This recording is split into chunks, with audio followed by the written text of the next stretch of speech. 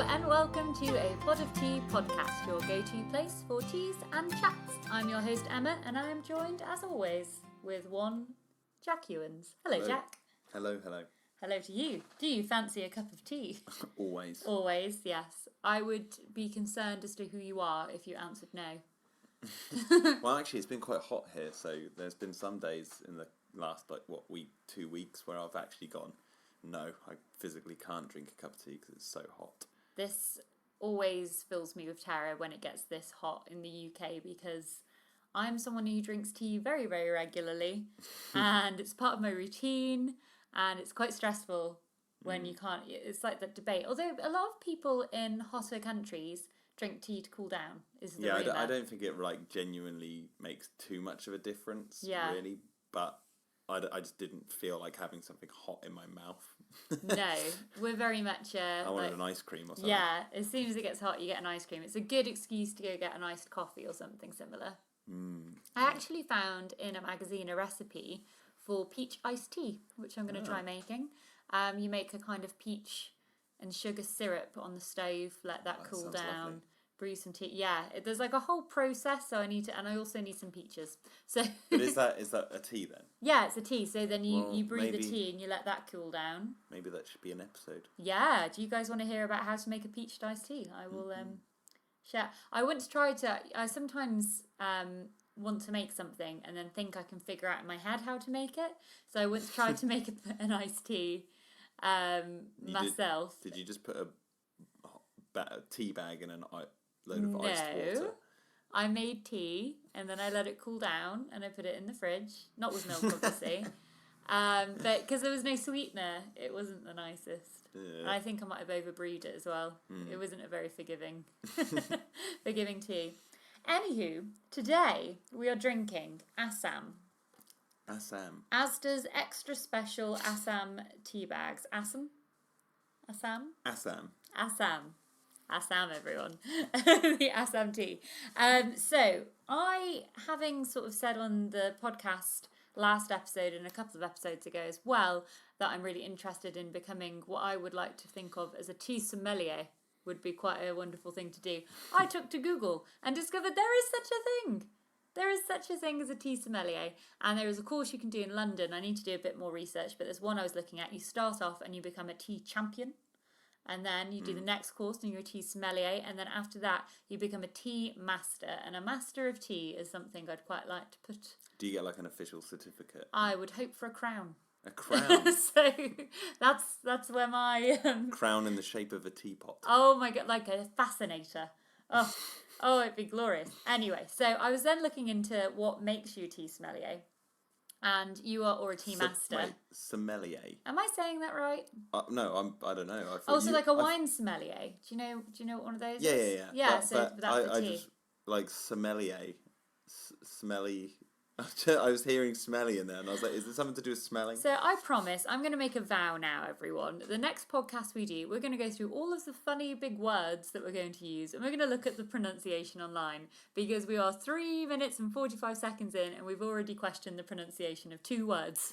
I know, I wasn't questioning the pronunciation. I am now. No, you are. No, I was just wondering, like, that word, like, it sounds, it's like a very strange word. I think it's a French word. Yeah. I'm not sure. I've just never really heard it before. Yeah. One of those. But for tea is what I'm after. So then I looked into what you need to do. So what you would be like if you were a tea master. And you would be someone who, by taste alone, could tell you where the tea is from and what type of tea it is. And then I was looking more into it, and apparently how they do this is just by drinking a lot of tea. So you drink one type of... which makes sense. So you drink one type of tea for a while, and then your mouth gets so used to the taste that you'd then try it again, and you'd be so acclimatized to it. So I then started thinking about different types of tea that I haven't tried, or thought I hadn't tried. I'll explain more than that in a second. And then saw Assam in Asda and thought, I'll pick that one up. So before it overbrews, you can drink it like a lot of black tea. You can drink it without milk and with milk. So I think we should quickly pour some and try this. Black one first. A black tea taste. So I won't put too much in there.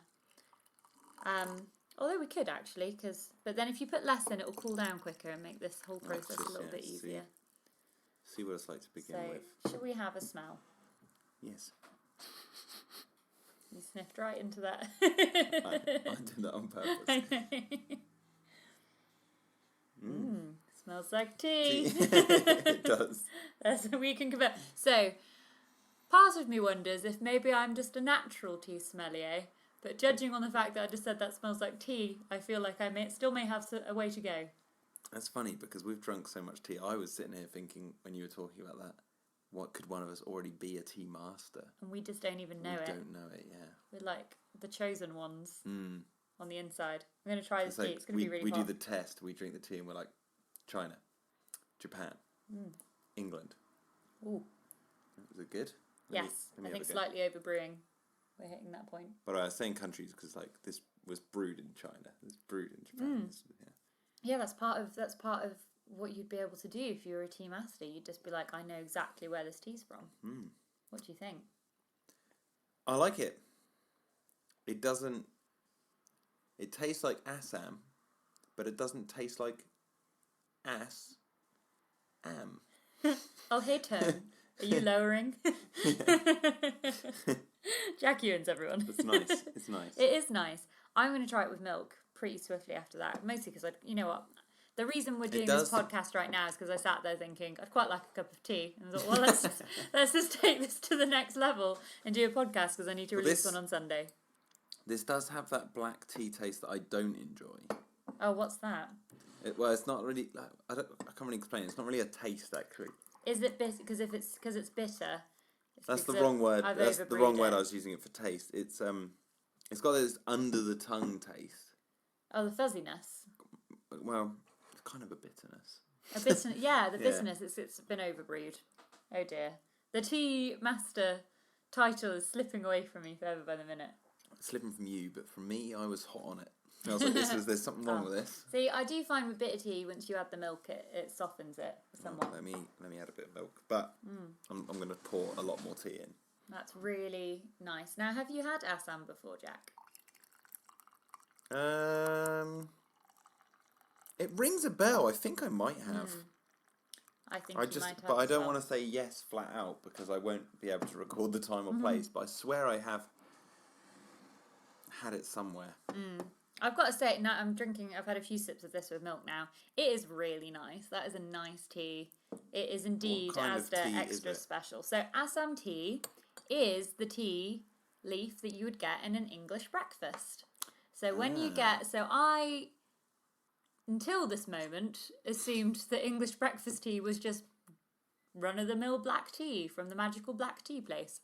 But no, apparently it is Assam tea. So we have been drinking, so there's a lot of places you go to where the only black tea option is English breakfast. So I've drank this on many an occasion, but not actually realised that is really that nice. this was drinking. So I set out when picking this tea to think, I'll try a tea that I've never tried before, and accidentally picked up one that I've probably tried more than most.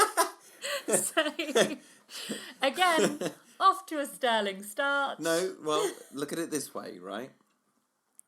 In order to go forward in your adventures on tea, you've gone to the core, literally the core of the tea that we've been drinking the most, English breakfast. But not just English breakfast, you've gone to Assam. What makes English breakfast tea? The real... So you've gone to the core before you go off. You wanted to truly understand yourself before you go out into the world, the tea world. I dabble in a Darjeeling. I've got... so that cracked me up. I had a little research. Now, Jack, can you tell me, do you taste malty tones to your tea? I don't even know what that means, but ooh. Malty? The tea master, yes. Something is awakening inside of me.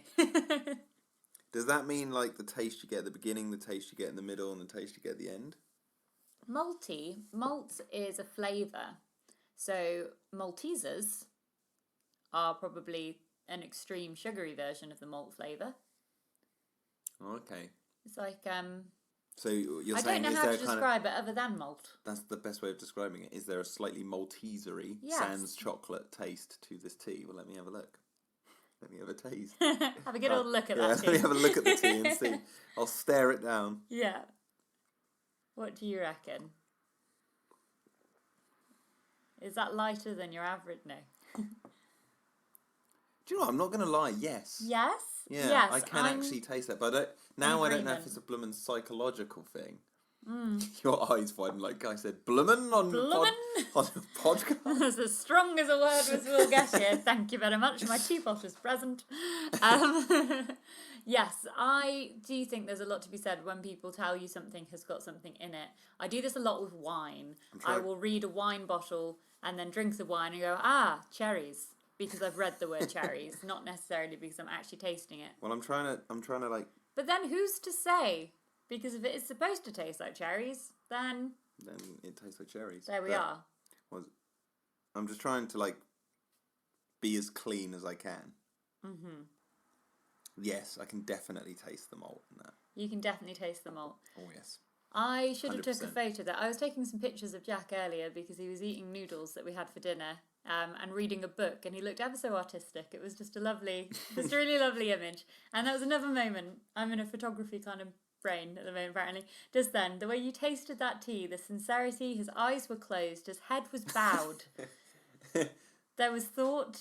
Well, when you're a tea master, Emma, when you're a tea master, you quickly learn to respect the tea. Respect the tea. That's why you bow your head. That's the first lesson. Now, neither myself nor Jack have been on these courses, but that is the first lesson in becoming a tea master. Respect the tea, everybody. Mm-hmm. Respect it. The second lesson is don't take the mick out of other tea masters. No. So tea masters listening, who might be sitting there going, they're teetering on the edge, have just heard me say that, so they know. They know I know. Yeah. Not to ever take this tea master title as a joke Too at all. sincerely. No. So we're going to go on a bit of a classic tea journey, I think. I'm going to look for the next tea. I'm going to go for another staple tea and find out what that actually tastes like. So Assam malty is what we're getting, but not overwhelming malt. No. And I'm now realising a flavour that I have been familiar with over the years, for it is the breakfast tea. Do you know why it's called Assam tea, Jack? Oh, I've done some research for this one. Well, you're asking a master. Yes. So I swing that question back to you. So I already know the answer. Yeah, or do you? It's in there, in the depths of... But you shan't give anything away. No. Okay, fair. So, Assam tea is called Assam tea because it is from the region of Assam in India. So we are drinking an Indian... Now, I'm sure as a tea master, you were very aware that this was an Indian tea that we were drinking. I actually did, but it wasn't based off the name. No? It's based off the design on the actual box that Asda have given it. Yes, it's quite lovely. I've got to say as well, this box is a very nice box. And I'm going to read to you something they've put on the side. So they give the instructions and sort of how they recommend drinking the tea. Yeah. And I just really enjoyed this bit where it said, indulging in the ritual of tea, allowing the tea bag to fully infuse before pouring it out into each cup, lets the leaves release their flavours over the brewing time, extracting the subtler notes and intricate flavours that come together in this brilliantly balanced blend. Now, having read that out, I think it was mostly the first bit, the indulging in ritual of tea, that I thought was really nice, because the rest was just instructions. But I just like indulging in the ritual of tea, because it is an indulgence, isn't it? Well, it also, when you do it properly. Well, it also is a ritual. Yeah. Because you have to brew it, you have to get you use a teapot, or there's leaves in there, isn't it? Just loose leaf? No, this is a tea bag tea. Oh yeah, tea bags, yeah, it says it on there. But anyway, no, but even still it is a kind of ritual. When you put the bag in the cup, you have to wait for the kettle to boil. Yeah. You have to get your favourite mug and all this sort of stuff. Yeah. That's, I mean, like, there's many mini rituals throughout the day that people do, and making tea is one of them. Absolutely. I think rituals are very, what's the word? Comforting? Yeah. I think is possibly the right word. Yeah, I used to work in a pub. Or a bar, if you're international listening to this. A pub. Used to work at a bar. And people used to roll their cigarettes on the sort of the side of the bar. And some people would have sort of pre-rolled cigarettes. And they had this whole conversation one night about the ritual of...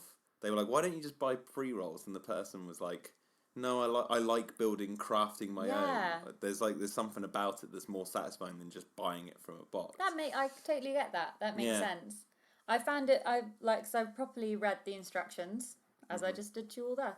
And part of them was to pre-warm the teapot before, and I thought, you know what, I'm going to do it. And it does, like, it's that sense of occasion that I do so love with the tea. Yeah. Have you read the ingredients on the back of that box? It's Assam tea leaves. Black tea. Ingredients, black tea. It just says ingredients, black tea. Yeah.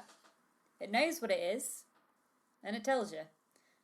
This is really nice, though. It's nice. I'm glad that, so we've had this in our cupboard and our tea cavern, which the growing boxes of tea in there for about a week, and I got it, and we ran out of Earl Grey the other day, and I was like, gosh, I really want to try one of those teas, but I held off for this podcast. I utilised a good bit of self-restraint, and I'm quite glad now because we can go to town and have as many of them. I'm going to have one of those tomorrow morning. Now I know they're breakfast tea.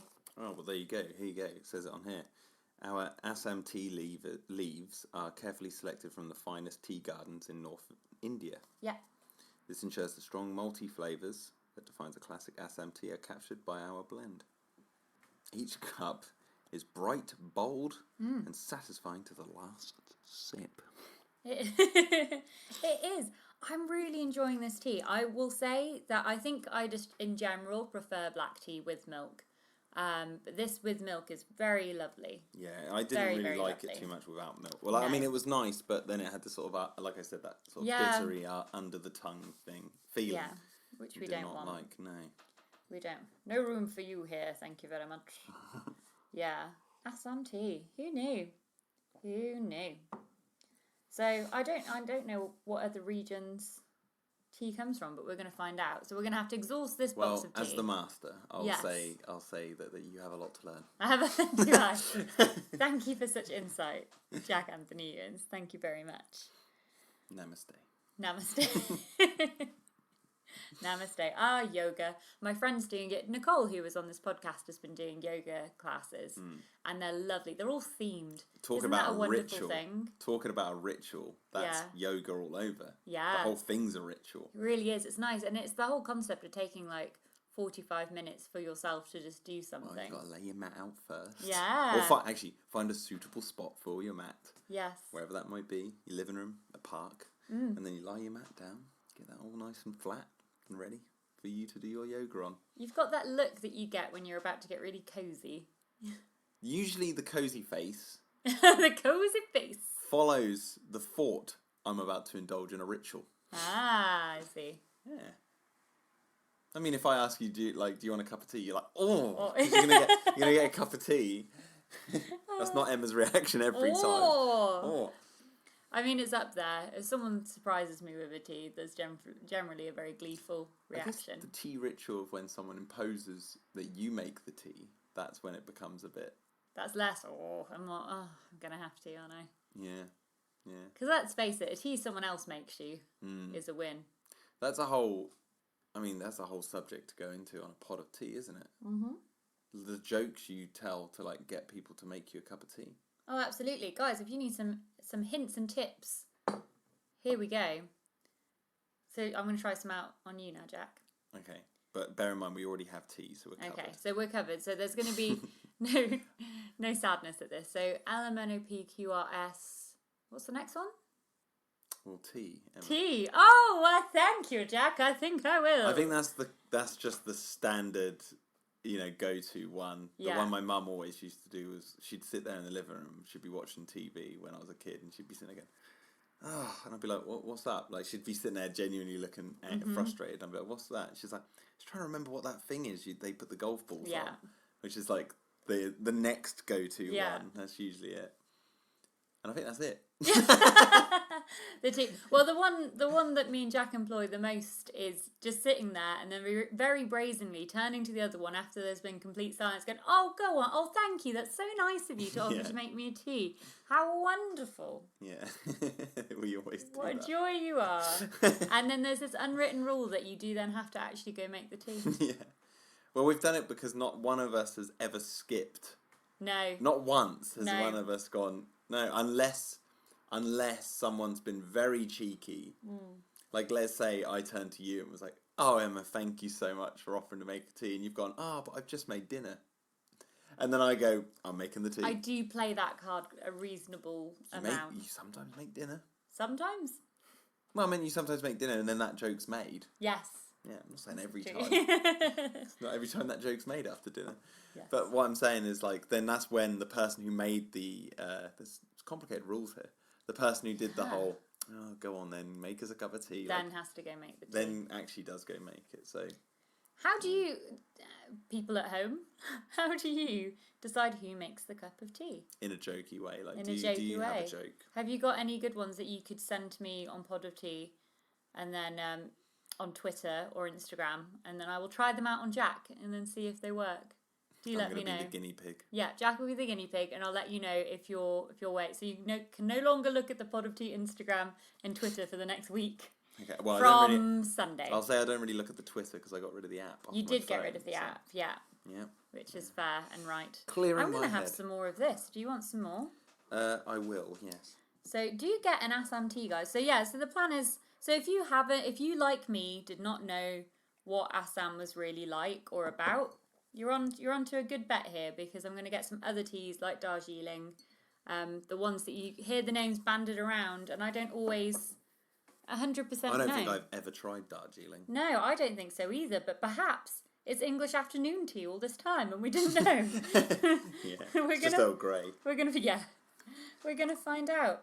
Talking about tea rituals, I know we're bouncing back and forth. I am now, having gotten it so into tea as I have now, I'm really sad that I didn't do a Japanese tea ceremony when we were out there. So me and Jack have spent probably every other day going, oh my god, I miss Japan so much. I really, really want to go back to Japan. So I think we definitely one day will go back to Japan. Yeah. And we need to do a tea ceremony when we're out there. Oh, yeah, this is a lot lighter. I don't know why we forgot about that.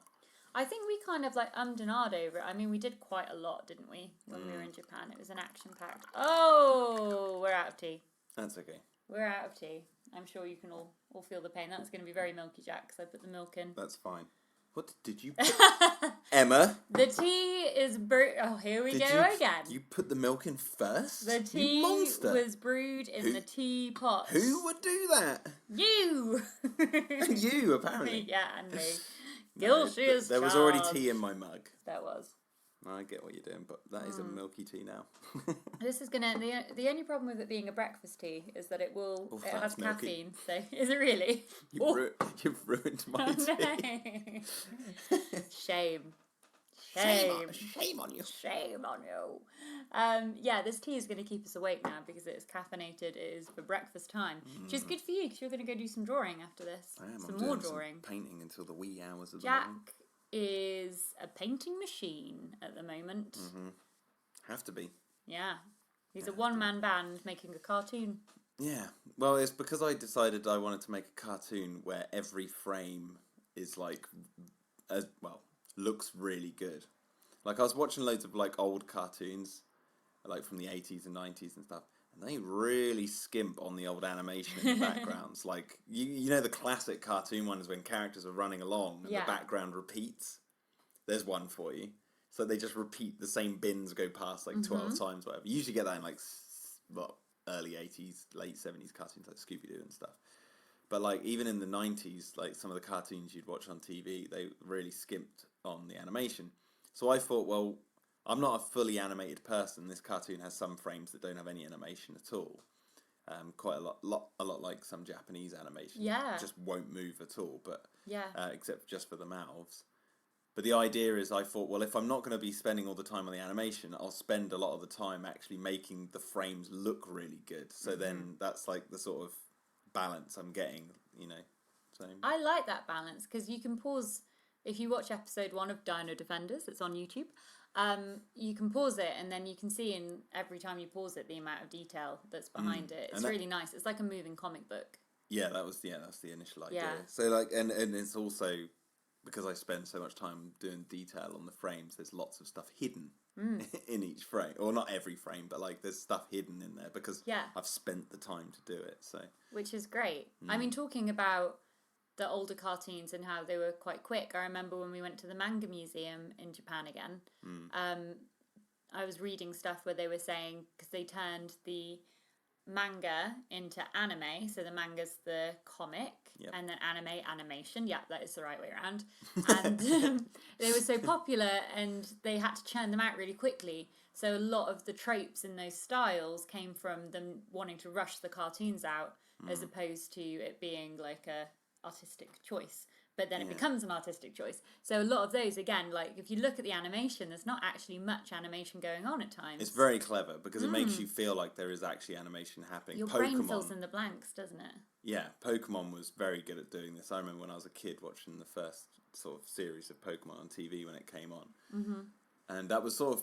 I'd seen some Japanese animation before. I'd watched like Cowboy Bebop and stuff, but Cowboy Bebop is not a good example of this because Cowboy Bebop is so well animated and pretty much fully animated. If you like cartoons and you haven't seen Cowboy Bebop, I mean, you probably have if you like cartoons, but if you haven't, go watch it. It is amazing. It's brilliant. There's like, what, 12 episodes in a movie, something like that. But anyway, I digress.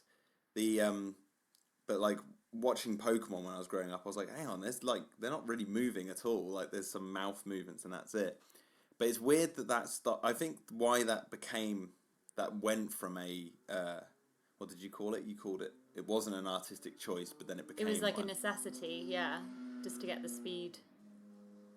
Talking about speed, I don't know if you heard the motorbike that just went past. There is, so down our road, sorry Jack, I'm gonna go on a sub-story. I was just going to quickly just finish this point by saying, it's weird that it became an artistic choice, but that's what I think made it stand out against like sort of Western animation. Yes. That was what defined it, was that kind of choice, and then that became its look and feel. So I agree. Yeah. So yeah. no, I completely agree with you there. The motorbike just reminded me, and I want to share a little story with you all about the old lady who lives on our road and enjoys to drive. So we live on a road that's sort of offset. So there's a main road that's like 40 miles an hour and a hedge, and then a slip road, which is what our flat sort of sits on. And they're like little houses that have got a couple of flats in each. And there's an old lady up the road, and she's got herself a moped. And is she learning? Did you see there was a learning plate on there? I actually I don't think I saw one. Well, she doesn't like to go out on the main road. She just bombs it up and down our little slip road. And it's a loud moped. Loud, and it's very sincere, and it's hilarious. So off she goes. She has a very stern, serious look on her face as she goes up and down this tiny road. She really does. On this moped. And I applaud her, because it's a style and a look, and I like it. And I'm now convinced she might be part of a motorbike gang. Because, we just heard one go past then. The other night we had a really big thunderstorm. There's been some really huge thunderstorms here in Norfolk. All across the UK, actually, because of the hot weather being so hot. We got thunderstorms we wouldn't normally get here. Like, the lightning was incessant. And there were some people going up and down on motorbikes and that. And I was like, you're crazy. And maybe the old lady's with you. And you're part of this cool, like... slip road biker gang. I love you just like put them all together. Yeah, they're all the same. They're all best friends. The thing is though, I don't know if I've seen a learner plate on her. She might be learning, like she might be going up and down the road turning around on the car park just to get used to it, but I don't remember seeing an L plate when I was seeing her go up. I think I've started to put little details in that might not necessarily be true. You just said she's part of a motorbike gang and they're driving in thunderstorms. First clue. There was someone driving in a thunderstorm, but yeah, I think there's a story arc to be had there. Maybe she'll feature in a cartoon one day. Motorbike Lady Extreme, coming to a YouTube channel near you. Moped Granny. Moped Granny. Oh, that was good. So yeah, I think. How would you rate Assam Tea then? Oh my gosh, we didn't rate. I'm really enjoying this. I'd say a solid 8 teapots. 8 out of what? 10? Yes. I would say this is a good solid 9. Ooh! Because, one, it's the original English breakfast. It is the original English breakfast. English breakfast. And 2, it's nice. It is nice. It's really nice. But it tastes, what I'm trying to say is because it's like what English breakfast is derived from, that tea, us in England and all that, we're all used to it, the classic tea, but because this is what makes that, when you drink it, you feel like you're really tasting the core The original. Like you're watching, like an original movie. Like you're watching the first one that set off a whole franchise. Yes. Yeah, so you're watching the origins. The origins, there you go. This is the origin story of our teas. I would rate it without milk 5 out of 10. Oh, I'd go as low as a 4. Yeah, I do not care for it. No. So you're at, what, you said a 7 or 8? 8. 8 down to a 4. I'm 9 down to a 5. Oh, so both instances drop 4. We're consistent. We are. If nothing else. Well, Jack's a tea master. I'm a tea master in training. Exactly. Yeah. So, yeah. So, I'm going to end this on a cheers to the motorbike lady. I don't have any tea left, but I'll Are you really out? Oh, no. Cheers, Jack. I had to down it because there was loads of milk in it. There was loads of milk. Thank you, everyone. Yes, thank you. I am hopefully, so as I say, I'm going to look at doing some more classic teas for you that we'll do a review on.